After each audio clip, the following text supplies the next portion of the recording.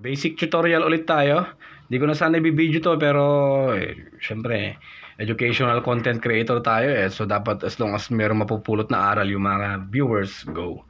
So battery replacement, pinaka basic, pinaka madaling tutorial sa lahat yung mag-replace ng ganitong battery. Yan, yung nade-detach lang sa labas. So Travelmate P243mg battery replacement guide. Yon. So palitan natin. Ito yung battery niya. Nabili natin to ng 900 pesos. Sana lang compatible. Yun. Sana lang gumana. Kasi ito yung parang iba-buy and sell natin Gagana kaya? Yan. P243mg. So remove natin yan.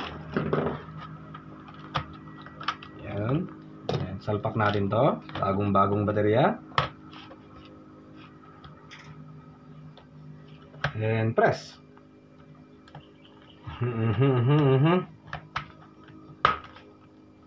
That's it. Okay na yan mga kaibigan. Napalitan na natin ng bagong baterya. Ngayon, syempre, check natin kung gumagana ba siya.